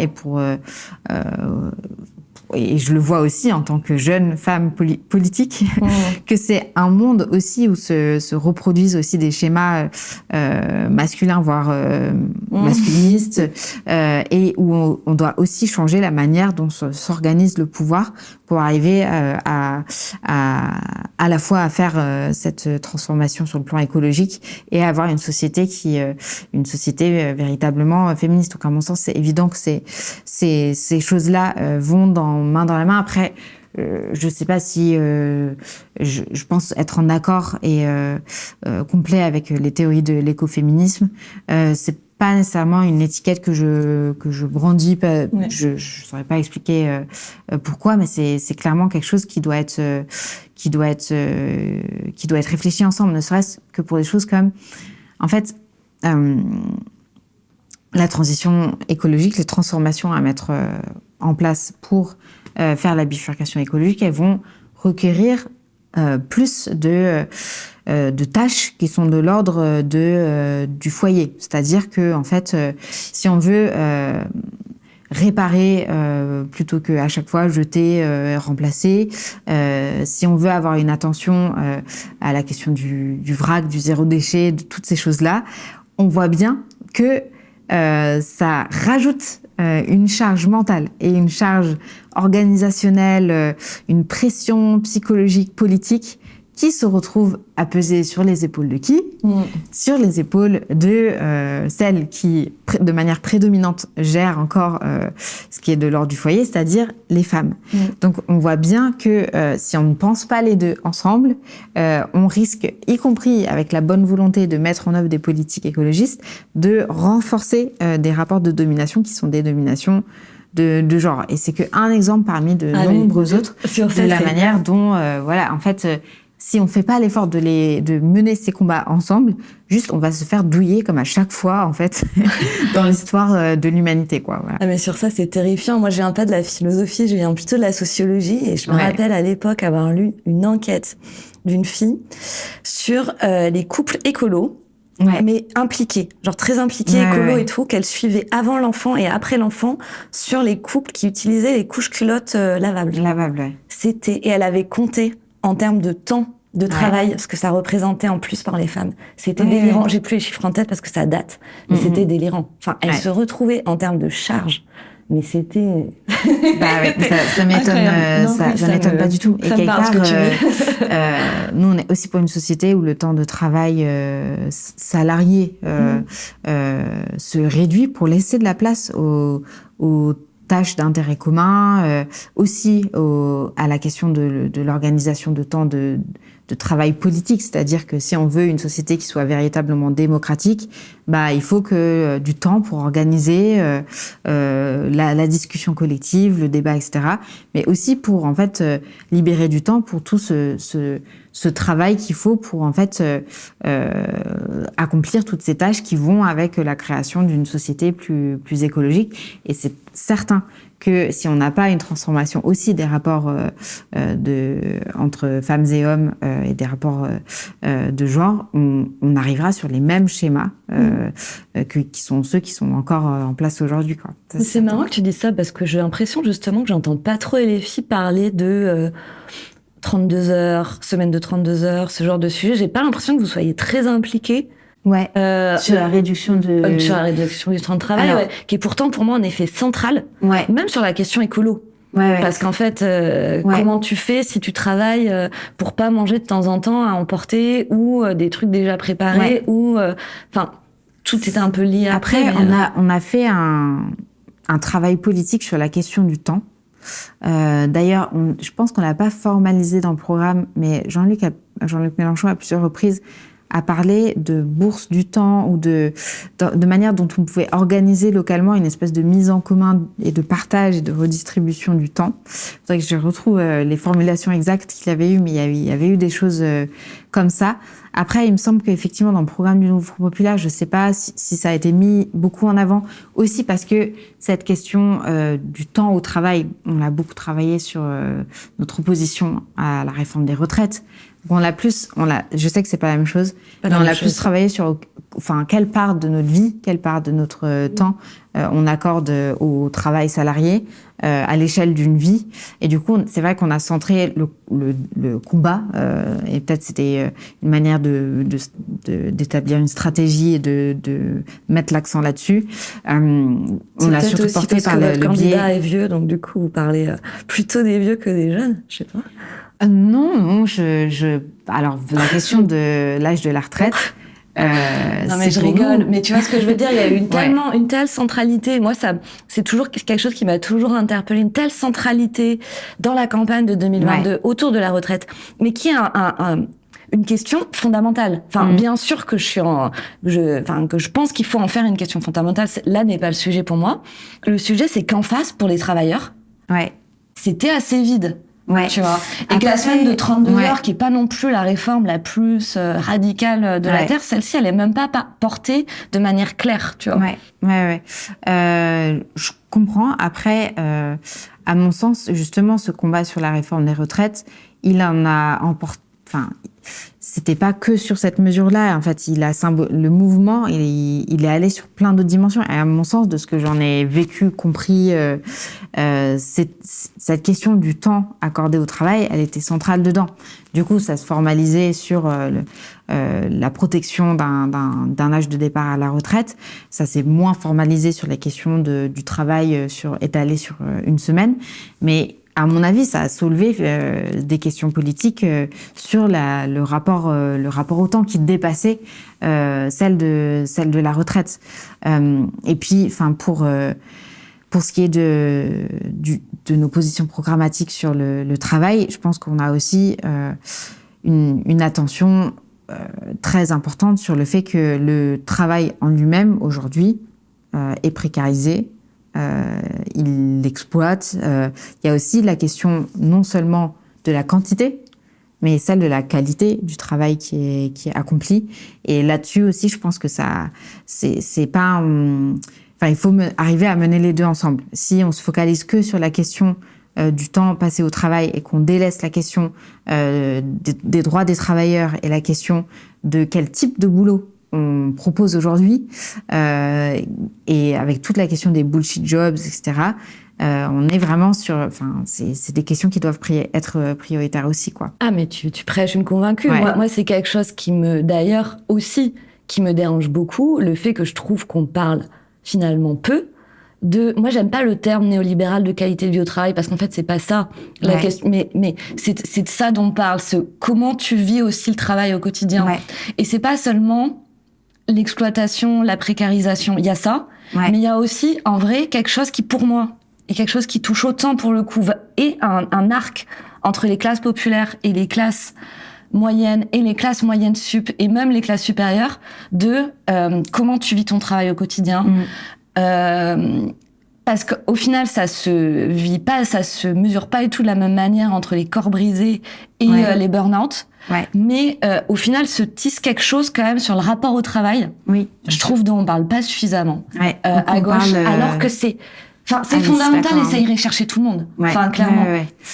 Il y a ça, et puis l'autre chose, j'en profite parce que c'est un sujet qui m'importe beaucoup, vu que le travail est aussi précarisé, etc., la question du chômage, je trouve dont on parle pas suffisamment, parce qu'en fait, les chômeurs, c'est des travailleurs empêchés pour une grande partie d'entre eux, quoi. Ouais. Et que du coup, il y a aussi cette question-là, parce que moi, je suis très attachée à Territoire Zéro Chômeur de longue durée. Donc, du coup, je pense qu'il faut aussi repolitiser vachement la question des personnes aux chômeurs, quoi. Oui, bien sûr. Qui sont aujourd'hui seulement présentées comme des assistés. Ouais. En fait, je pense que, de toute façon, c'est très évident que le système capitaliste, pour perdurer, il a besoin de valoriser, survaloriser dans les imaginaires collectifs le rapport au travail, et du coup, par ricochet, de dévaloriser la personne, le corps qui ne travaille pas, de dévaloriser, de dévaluer tout ce qui est du temps utilisé pour ce qui n'est pas soit du travail, soit du loisir marchandisé. De la consommation. Voilà, de consommation. Donc tout ce qui n'est pas dans ces deux catégories-là, c'est mal. Sauf que aujourd'hui, on est effectivement, à mon avis, dans une période d'énorme crise dans le rapport au travail. L'explosion du nombre de burn-out le signifie assez clairement. Le fait qu'on ait de plus en plus d'arrêts maladie. Et là, c'est pareil, on voit... En fait, on fait la chasse aux arrêts maladie. Voilà, la réaction d'une certaine partie de la classe politique, à mon sens, elle est irresponsable et elle est hypocrite et elle est répugnante, parce qu'en réalité, c'est ce système économique que eux défendent becs et ongles qui crée du mal-être, qui crée de la souffrance psychique, physique au travail, qui crée ces maladies qui sont des maladies professionnelles liées au travail. Et à côté de ça, on vient effectivement fliquer, dévaloriser les personnes qui se retrouveraient à devenir malades du fait de leur travail. Donc, à mon avis, oui, il y a un gros travail, il y a un grand chantier à faire sur ces sujets-là, qui rejoint un chantier plus large, mais qui, à mon sens, est absolument capital et peu exploité, c'est celui de la santé mentale en général. Ouais. Ouais, et de ce que cette société-là, ce système-là, ce modèle économique-là fait à nos corps. Voilà, quand on s'alimente, on s'intoxique, mais aussi ce qu'il fait à nos esprits, quoi. Ce qui fait à notre capacité à faire société et à vivre de manière apaisée et heureuse, quoi. Parenthèse fermée, hein, désolée, du coup, pas du tout en lien avec le sujet où j'ai voulu faire de la promotion de nouvelles idées à faire porter par la France Insoumise. Je note. Ma prochaine question, c'est autour de la complémentarité des luttes politiques associatives dans cette période où c'est pour ça que c'est important qu'on fasse un entretien sur l'écologie, voilà, qu'on y revienne, où l'écologie n'a plus du tout de forme de centralité dans les débats comme ça a pu être un peu le cas. Du coup, quand toi tu y étais mobilisée là autour des années 2015-2020, quoi, en gros, pour le faire gros. Que même Chirac avait l'air plus alarmé que nous aujourd'hui avec sa maison brûle, alors que voilà. Mais que en même temps se pose cette question de comment faire pour que ça revienne au cœur des débats. Moi, je pense que c'est la complémentarité entre action politique au sens politique politicienne, quoi, et action politique militante de terrain, lutte de terrain. Vous, est-ce que vous créez, est-ce que vous êtes en lien avec des mouvements avec lesquels vous travaillez, avec lesquels vous travaillez peut-être à des, je sais pas, que ce soit des propositions concrètes à porter, que ce soit des débats qui sont amenés à l'Assemblée par vos voix, par d'autres personnes. Enfin, comment se fait cette comment dire Alors, le mot me manque. C'est quand cette articulation, c'est exactement ce que je faisais avec les mains, mais vu qu'on ne voit pas les pauvres, tu vois juste en train de chercher le mot pour moi. L'articulation. Alors, c'est vrai que quand il y a eu le mouvement climat, quand il y a eu la Convention citoyenne pour le climat, enfin, tous ces épisodes-là, ça a permis d'imposer une centralité du débat sur l'écologie. Et aujourd'hui, on est plus sur une forme, enfin, on a beaucoup parlé du backlash écologique, mais vraiment, à mon sens, il y a un espèce d'effet d'optique sur ce sujet-là, parce que j'ai l'impression que le backlash, il vient surtout d'une partie du personnel politique à l'extrême droite, de manière évidente, de plus en plus de la part du bloc pseudo-central, mais qui est en train de dériver très vite vers l'extrême droite. Mais très honnêtement, moi, je pense que la base dans la population, elle est pas, il y a pas un backlash écolo de la part des gens, en fait. Voilà, je pense que l'écologie politique, quand on parle de santé environnementale, quand on parle de qualité de l'air, quand on parle d'alimentation, quand on parle de capacité à se déplacer, je pense que en fait on a des points pour construire des majorités et construire des grandes forces populaires qui permettront de faire passer des mesures qui est énorme, sauf que effectivement c'est parasité par le fait qu'on a du côté du débat purement médiatico-politique, on a une invisibilisation de ces questions-là, et quand on les aborde, c'est tout le temps pour dire à quel point c'est compliqué, à quel point les gens sont pas d'accord, à quel point donc on n'est pas aidé, effectivement. Après, je pense qu'on a quand même eu des séquences qui sont importantes. À mon sens, la séquence autour de la loi du plomb, c'était important. C'est sûr. Après, c'est plutôt en résistance, c'est-à-dire qu'on se lève tous pour dire non à une régression. Et c'est important de faire ça. Mais à chaque fois qu'on se lève pour dire non à une régression, il faut aussi qu'on soit en capacité de formuler la vision alternative qu'on a. Exactement. Et la politique alternative qu'on mettrait en place à la place de la direction qui est prise. Mais c'est sûr que du point de vue du débat législatif, etc., on a aujourd'hui c'est compliqué d'avoir des marges de manœuvre pour arriver à imposer ces sujets-là. Nous, on a essayé de le faire, par exemple, sur le budget. Quand on dit qu'il faut la taxe Zucman, qui pourrait rapporter jusqu'à 20 milliards, on le dit aussi parce qu'on sait qu'il y a des besoins d'investissement qui sont de l'ordre de 34 milliards d'argent public par an, si on veut être sérieux sur les questions de bifurcation écologique. Et c'est un chiffre qui vient en plus pas de la France Insoumise, mais de l'économiste Jean Pisani-Ferry, qui était un des très très proches d'Emmanuel Macron en 2017 et qui a écrit un rapport sur le sujet et qui pointe bien que en argent public, il faudrait plus de 30 milliards par an, quoi. Donc, évidemment, on en est très, très loin de ces niveaux d'investissement-là. Mais le débat budgétaire est une fenêtre où on arrive à pousser un peu ces sujets-là, justement, en articulant justice sociale et écologie, en parlant de fiscalité sur les plus riches et sur les multinationales. Et après, le souci qu'on a, c'est qu'on est dans un moment politique où il y a un verrouillage, de manière très claire. Enfin, nous, on a fait le débat sur le budget, en se disant quand même que le budget, même si on arrivait à le voter dans une version qui nous allait, on allait avoir une version 49.3 ou ordonnance qui allait tout mettre à la poubelle et nous donner un budget qui, effectivement, la version qu'on va avoir pour cette année, elle est vraiment terrible pour l'écologie. C'est-à-dire que on n'a pas un investissement significatif en plus sur quoi que ce soit. Il y a une augmentation de façade parce qu'en fait, ça correspond à la compensation que l'État fait aux acteurs du renouvelable par rapport à une variation de prix de marché. Donc, en gros, ça correspond à rien de plus en termes d'investissement, de nouvelles infrastructures, de nouvelles choses qui sont mises en place. Et j'en profite parce qu'on en parle très, très peu et que c'est un sujet vachement compliqué et que c'est un système vachement opaque et nébuleux, mais ça va devenir important de s'en préoccuper. En fait, il y a plein d'investissements publics directs, c'est-à-dire l'État, il prend son budget, il le met sur un acteur, il le met pour faire une action. Il y a de moins en moins d'investissements publics de ce type-là et on va utiliser un outil extra-budgétaire qui n'est pas contrôlé par l'État, qui s'appelle les C2E, les certificats d'économie d'énergie.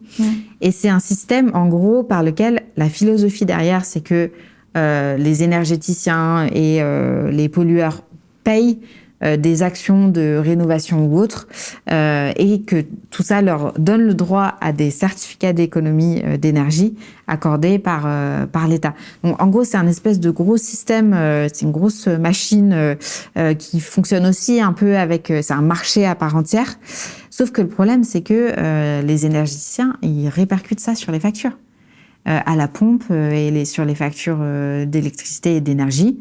En fait, vous avez une répercussion de ce que leur coûtent ces certificats d'économie d'énergie.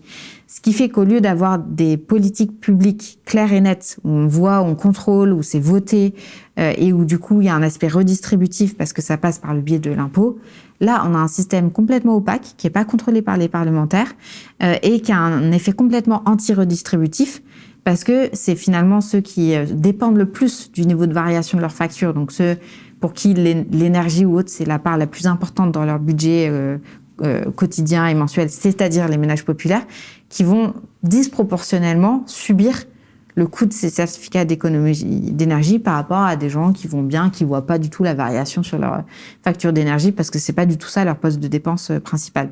Donc on n'en parle pas beaucoup, mais il faut bien avoir conscience qu'aujourd'hui l'État est en train de se désengager complètement sur les aides à l'électrification du parc automobile, sur la question de la rénovation des bâtiments, et en train d'utiliser cet outil des C2E pour en gros se délester de toute responsabilité par rapport à ça. Mais c'est évident que aujourd'hui, les forces d'opposition sont empêchées par le gouvernement d'amener ces sujets-là sur la table.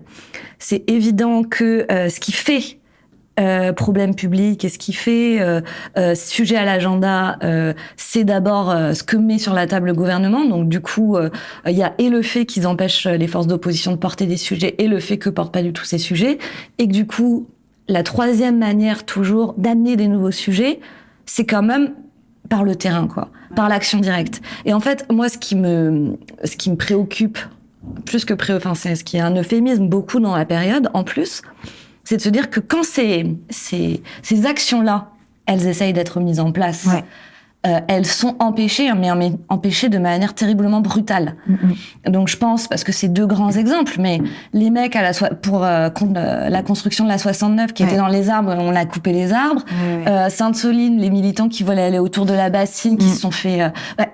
En fait, l'opposition, mais même d'action directe, mais assez tranquille, elle bascule toujours ultra vite face à la répression d'État Ouais. dans de la violence, dans Ouais. une violence énorme.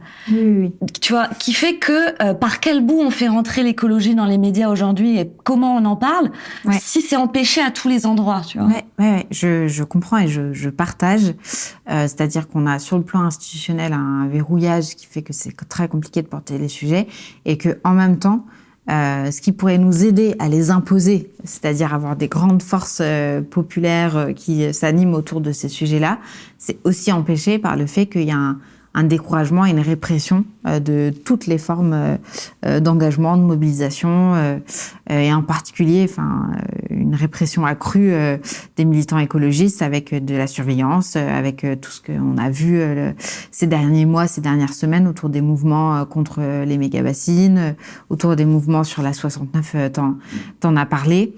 Donc, on n'a pas d'autre choix que de persister. On n'a pas d'autre choix que de résister à cette répression d'État. Et nous, c'est aussi pour ça que on se tient et on se tiendra toujours du côté des militants, militantes, citoyennes et citoyens qui participent à ces actions qui parfois impliquent une forme de désobéissance civile, mais où voilà, à chaque fois qu'il y a eu des procès ou autres, on a toujours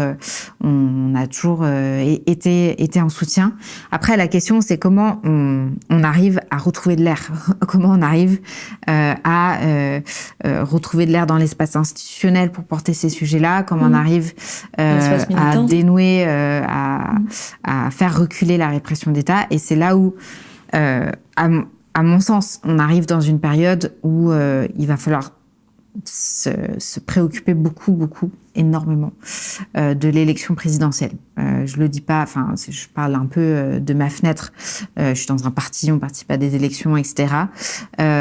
Mais je pense que si on n'a pas une masse critique qui s'en préoccupe, mais pas seulement la dernière semaine pour aller voter, mais en utilisant cette campagne présidentielle-là pour faire mouvement, en fait, et arriver à enclencher des dynamiques populaires sur certains sujets clés et avoir aussi ce va-et-vient entre la société et le champ du débat strictement politique, parce que le problème souvent sur les présidentielles, c'est aussi qu'on a un débat entre les candidats et basta, et que les mouvements populaires ne sont pas acteurs là-dedans. Si on veut déjà que nos idées gagnent en 2027, si on veut ensuite qu'il y ait des transformations réelles de la société, il faut que dès la campagne, en fait, ça fasse mouvement et que les mouvements populaires soient aussi acteurs de cette campagne-là. Et donc, ça, c'est sûr que ça se décrète pas depuis mon siège ici. Mais c'est à mon avis la tâche qu'il va falloir que toutes les personnes qui militent dans des organisations ou autres se disent et qu'on s'attelle à cette tâche-là. Voilà. C'est une transition parfaite avec la dernière question, parce que je trouve ça extrêmement dérangeant que dans la période, tu parles de préoccupation sur l'élection présidentielle. Ouais. Parce que, en fait, ça aurait été quelque chose que tu dis, pour moi, c'est ultra symptomatique, en fait. Tu l'aurais dit ça, par exemple, je t'aurais reçu il y a 5 mois, ça m'aurait pas posé aucun sujet. Dans 5 mois, bien, ou là même dans 2-3 mois, ça m'aurait pas posé de sujet non plus. Mais que ça arrive maintenant, en fait, je trouve que c'est ultra symptomatique de ce moment où les municipales s'est proposé, s'est présenté comme le moment où les forces de gauche, elles vont compter leurs forces. Ça va être la porte d'entrée pour les présidentielles. On va voir, si LFI fait un bon score, ça veut dire qu'il va pouvoir montrer les bras face au PS. Si le PS fait un bon score, ça veut dire qu'il va pouvoir dire qu'il est plus truc que LFI. Enfin, toutes ces petits trucs de parti, ces petites tractations, etc. Et tu le disais toi-même à un moment, et on parlait de Damien Carême, donc je pense que tu es d'accord avec moi. L'échelon de la commune, c'est l'échelon où la démocratie, elle se fait au quotidien. Moi, c'est un échelon où j'ai travaillé, donc peut-être aussi c'est un échelon qui me tient à cœur, mais je pense vraiment que les villes, c'est un laboratoire incroyable, que tu peux mettre en place plein de choses, que ça peut être une poche d'air. Justement, dans une perspective où on sait pas l'élection de 2027, moi j'appelle de mes vœux que ce soit évidemment la gauche, et après chacun y met ce qu'il veut derrière qui gagne, mais en fait dans le moment national qu'on vit, c'est une poche d'air incroyable pour plein d'habitants dans plein de villes qu'en fait les maires soient des gauches déjà, et que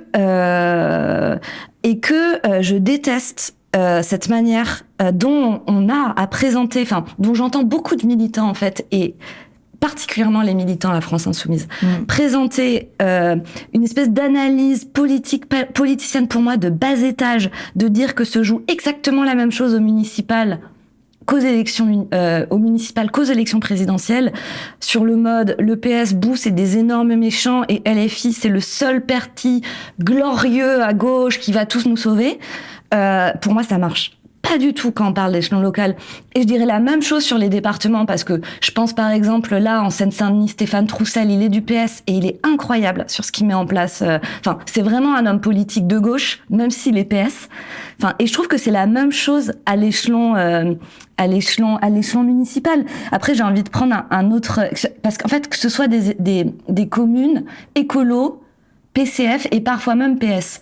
Mais là, l'exemple, moi, qui me met un peu colère en banlieue parisienne, que j'avais envie de prendre et de développer un petit peu avec toi quand même, c'est l'exemple de Montreuil.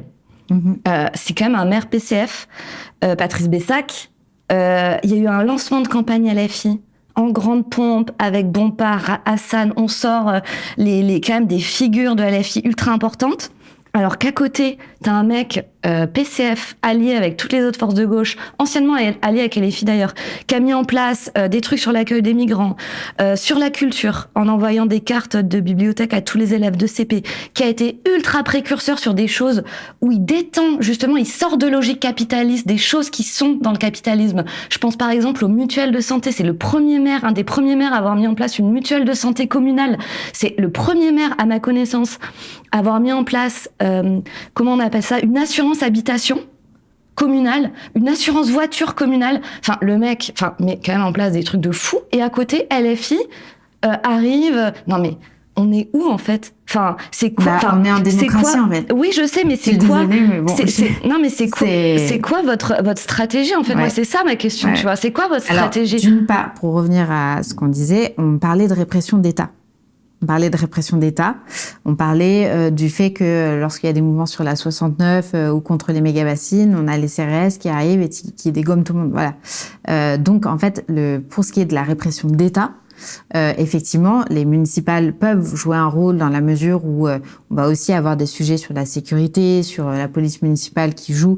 Et du coup, il y a aussi un échelon de respiration démocratique qui peut être retrouvé. Évidemment, si on arrive à gagner des villes et à faire en sorte que des politiques de respect aussi des militants, des mouvements populaires se mettent en place. Mais pour ce qui est de la répression d'État, effectivement, il y a pas mal des débats qui vont se jouer en 2027. Donc, ma volonté n'était pas du tout d'enjamber l'élection municipale. Elle m'occupe à peu près 12 heures. Enfin, elle m'occupe énormément en ce moment pour plein de raisons et je m'en préoccupais énormément aussi parce que, comme je le disais, sur notre programme et sur la vision qu'on a de la planification écologique, l'échelon duquel tout part, c'est l'échelon de la commune. Voilà. Donc, je peux pas, par définition, ne pas m'y intéresser de manière première et principale. Sur nos choix stratégiques sur les municipales. On est dans une configuration où, aux dernières municipales, on a présenté des listes citoyennes, mais on n'en a pas fait un enjeu prioritaire, on va dire. Et je pense que tu nous l'aurais reproché à ce moment-là en disant « mais vous avez tort de pas vous préoccuper des élections municipales, c'est un échelon clé pour toutes les raisons que tu as très bien expliquées ». Et donc, cette année, on en fait un enjeu stratégique absolument important, notamment parce qu'on constate qu'il y a plein d'éléments de la période en termes de régression de droits, etc., en fait, qui se manifestent dans les communes, en fait, qui sont dans le quotidien des gens. Et on mesure la capacité d'une mairie à aussi être un espèce de rempart, une protection, en plus d'être un espace de transformation et d'espèce de démonstration à l'échelon local de ce qu'on peut faire de mieux comme société. Donc là-dessus, il y a pas de souci, je suis entièrement d'accord avec toi. On arrive dans une configuration politique où, en gros, depuis 20 ans, plus que ça peut-être, le PCF, le PS et les écologistes, en gros, parfois se présentent les uns contre les autres, mais souvent sont sur des listes ensemble et ont leur place, on arrive là avec une proposition programmatique qui nous est propre, avec des éléments qui vont parfois plus loin que ce qui est fait dans certaines communes sur cette thématique, avec une vision du rôle de l'échelon de la commune qui nous est spécifique. Et je trouve ça compliqué de nous reprocher d'être présents dans un débat démocratique de premier tour où, en fait, y compris pour les citoyennes et les citoyens, ils ont tout à fait le droit d'avoir des visions alternatives de ce qu'ils veulent pour leur ville, y compris à Montreuil. Voilà. Ça exclut pas que des choses positives aient été faites ou autres. J'habite pas du tout Montreuil, donc j'ai pas le nez sur ce qui s'y passe. Mais vous avez aussi à Montreuil des choses qui peuvent être parfaites. Il y a des écarts en termes d'attention de cette municipalité entre certains quartiers et d'autres, par exemple. Ça peut être un point sur lequel il peut y avoir débat, discussion, à moins qu'il ait fait les choses absolument parfaitement, etc., auquel cas il aura toutes les voix de tous les Montreuillois. Mais en fait, moi, je trouve ça compliqué, pour te dire très honnêtement, de reprocher à une force politique de se présenter dans le cadre d'une élection. Vraiment. Je trouve ça compliqué. En fait, il y a des endroits où des discussions, après, j'ai pas envie d'entrer dans les détails, parce qu'à chaque fois, c'est des trucs, il y a souvent eu des discussions, en fait, depuis des mois sur la possibilité de faire ensemble. Voilà. Parfois, pour des raisons à la fois politiques et pour des raisons stratégiques, ça n'a pas été possible. Il y a un premier tour, il y a un second tour. Nous, on a très clairement dit qu'on prendra nos responsabilités au second tour et que dans aucune ville de France, on mettra en danger qu'on fera ce qu'il faut au second tour pour créer des conditions de l'alliance qu'on a au premier tour et pas, en gros, perdre du terrain sur de la désunion. Mais on a quand même, si on prend la dernière élection présidentielle, on est la plus grande force de gauche dans le pays. Je trouve ça vraiment compliqué on nous le reproche lorsqu'on s'implique pas dans les municipales, et maintenant qu'on s'y implique, on nous le reproche aussi. Enfin, il y a un moment, c'est un peu compliqué. On a des candidats, il y a une élection, il y a un premier tour, il y a un second tour, tout va bien. On propose une vision programmatique qui n'est pas celle du PCF, qui n'est pas celle du PS, qui n'est pas celle des écologistes. Je pense qu'on peut sereinement se dire qu'on est dans notre bon droit de présenter ça aux électeurs, et que les électeurs sont assez à la fois ils savent quand il y a un impératif de vote utile, ils savent quand je pense qu'ils ont les clés pour prendre leur propre décision. Voilà. Je reproche pas du tout à ce que vous vous présentiez. Je trouve ça très très bien. Ouais. En effet, il manquait une implication de LFI au local, et j'ai été la première à dire ça. En effet, voilà. Évidemment. Non, mais parce que du coup, c'est sorti avec un peu de brusquerie, parce que en ce moment, vu qu'on est dans les municipales, ça tend aussi, au niveau des amis, entre nous, on n'est pas d'accord, etc. Donc, il y a un truc de tension qui monte, mais peut-être dans mon milieu aussi, un peu militant, etc. Tu vois.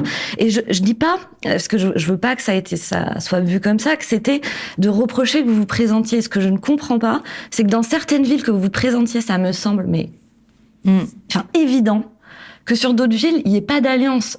Ça me semble incroyable.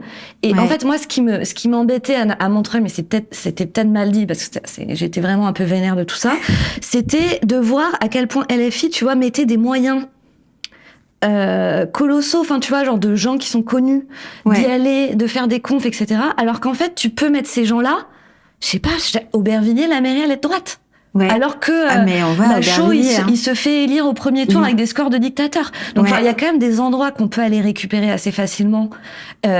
Tu vois, et en fait, moi, c'est plus ça qui me dérangeait, de me dire, putain, ils sortent les chars d'assaut sur Montreuil, alors qu'en fait, il y a plein de villes où faut aller sortir les chars d'assaut, les trucs robots, personne ne va là, à Pétaouchnok dans le 7-7. Oui, on y va aussi. Hein. Ouais. Moi, là, j'ai des déplacements qui sont prévus, y compris hors de région parisienne, pour aller soutenir des camarades qui sont en ruralité ou autres. Donc, on fait le travail. Tous les députés sont mobilisés pour aller à droite, à gauche. Mais, enfin... Quand on se présente à une élection, c'est pour gagner. Hein. On fait pas une figuration sur Montreuil comme ailleurs. Il y a un premier tour, un second tour. L'enjeu, c'est celui du positionnement sur le premier tour pour préparer le second. En fait, on fait pas. Enfin, c'est pas un jeu tout ça. Quand un candidat se présente dans une ville, c'est qu'il se projette dans la gestion de la ville. Et on aligne les moyens pour arriver à notre fin, qui est de gagner, voilà. Qui est de gagner dans des configurations de second tour qui peuvent être des configurations d'alliance, bien entendu. Mais sur un premier tour, encore une fois, je pense que c'est compliqué de nous reprocher de mettre les moyens pour arriver aux objectifs qu'on s'est fixés. Et il n'y a pas d'inquiétude. Les chars d'assaut, je ne sais pas si c'est la bonne métaphore, mais on les déploie dans toute la France en ce moment. Donc on est au charbon pour, y compris, aller soutenir des camarades qui sont candidats dans des endroits où c'est vraiment dur, où ils ont l'extrême droite en face. Donc on fait ce travail-là, mais ça arrive aussi qu'on envoie des députés à Montreuil, voilà. Quand tu disais, par contre, du coup, ça m'intéresse, une vision de la commune qui nous est spécifique, des visions alternatives, etc. Il y a certaines propositions qu'on retrouve sur toutes les villes insoumises qui sont innovantes. Ouais, notamment sur la cantine gratuite, qui est peut-être présente dans d'autres villes. Nous, je sais que à Juvisy, donc qui est une des villes dans ma circonscription, on a aussi la question de la mutuelle municipale, bien sûr une vision radicalement plus ambitieuse de ce qu'un CCAS peut faire en termes d'accompagnement. On peut faire tellement de choses avec un CCAS. La question de la démocratie locale, du RIC municipal, de la manière dont on associe les citoyens, qu'on arrive à vraiment faire des décideurs, plus que des gens qui remplissent des trucs de participation qu'on met ensuite sur une pile sur un bureau et qu'on oublie. Donc il y a tous ces sujets-là sur lesquels effectivement on a une vision, je pense, qui peut se démarquer de certaines gestions, y compris de gauche actuellement. Moi, je pense qu'il y a, par exemple, moi, dans mon rôle de député, je suis parfois en situation très compliquée par rapport aux bailleurs sociaux qui font un peu n'importe quoi parfois. Il y a des logements où vraiment il y a des situations d'insalubrité. Là, par exemple, on a une situation dans une résidence où on leur a annoncé qu'ils devaient partir de la résidence parce qu'il y avait un projet soit de réhabilitation, soit de démolition, reconstruction, on ne sait pas, mais en tout cas, les habitants sont priés de partir, voilà. Ils sont relogés. C'est un relogement, bien entendu, ils sont obligés, ils ne peuvent pas les lâcher comme ça, mais c'est quand même une situation où des gens qui ont vécu pendant 40, 50 ans parfois dans cette résidence, du jour au lendemain, on leur demande de partir, quoi. Voilà. Donc, à mon avis, une commune, elle a les moyens d'établir un rapport de force organisé avec les bailleurs, pour faire respecter les droits des locataires. Et pareil, une commune, elle doit avoir une opinion, une voix sur les sujets internationaux. Ça existe des communes qui s'engagent proactivement, qui font des jumelages, qui ont une voix sur ce qui se passe dans le monde. Et en fait, nous, notre vision, c'est de politiser l'échelon de la commune. C'est pas juste l'échelon de la petite gestion, à la petite semaine. Il y a des grandes questions politiques qui se jouent à l'échelon de la commune. Et donc, à mon sens, c'est aussi pour ça que nous, on assume de mettre notre logo lorsqu'on se présente à chaque fois. C'est que on a une cohérence entre ce qu'on va porter à l'échelon national et ce qu'on va porter à l'échelon local. Vous avez plein de maires de droite aujourd'hui qui effacent leur étiquette, qui affichent pas leur affiliation à un parti politique, parce qu'ils savent très bien qu'à l'échelon national, le parti politique auquel ils appartiennent vote, par exemple, des coupes sur les budgets des collectivités qui sont pas du tout en mesure d'assumer à l'échelon local. Voilà. Donc, à un moment, il faut qu'on arrête de considérer que la politique dans les communes, ça se passe comme si on était une petite île isolée du reste du monde. Non, en fait, il y a des articulations à trouver entre l'échelon de la commune et du département, entre l'échelon de la commune et de la région, entre l'échelon de la commune et l'échelon national, et évidemment entre l'échelon de la commune et l'échelon plus international. Mais oui, mais ces articulations, elles sont évidemment à trouver. Je suis totalement alignée avec ce que tu dis. Et il serait censé avoir une continuité entre ce qui est porté. Mais la vérité, et ce qui fait que pour moi, en effet, les étiquettes politiques se jouent pas de la même manière. Tu peux avoir autant un maire PS minable qu'un maire PS qui est limite, d'extrême gauche, du coup, si tu regardes à la télé ce qu'il fait, quoi. C'est que, aussi, c'est du très long terme. LFI, si vous pouvez avoir cette parole de « nous, on propose une continuité entre l'action », c'est aussi parce que vous y êtes pas implanté, en vrai. Si vous y étiez implanté depuis 50 ans. Mais en tout cas, il y a une phrase que tu as dit tout à l'heure que je me suis marquée parce que c'est bête, mais un peu rassurée quand tu as dit c'est pas un jeu. Moi, en effet, parfois, j'ai l'impression que c'est un peu un jeu, tu vois. Et je me dis vraiment, oui, en fait, même si ça lève un tant soit peu sur les épaules de quelques dizaines ou centaines d'habitants, parfois dans des villages, en fait, un tout petit peu la violence des politiques antisociales qui sont mises en place, des politiques, etc., en fait, on n'a pas envie de faire basculer certains endroits à droite, tu vois. Et c'est pas un jeu, quoi, parce qu'en fait, ça a des répercussions. Mais ça, on le mesure pleinement. Et encore une fois, on a une stratégie de premier tour et une stratégie de second tour, et on n'y va pas du tout à la légère et en déconsidérant les conséquences de quoi que ce soit. Juste, on estime qu'aussi toute une partie des citoyennes et des citoyens qui votent systématiquement, FI, aux européennes, ils ont aussi le droit d'être représentés par leur force politique à l'échelon local. Voilà. Donc on revendique ce droit de se présenter, d'exister et de gérer des villes, on l'espère, après le 22 mars. Claire Lejeune, merci beaucoup. Pas de souci. Merci à vous pour l'invitation.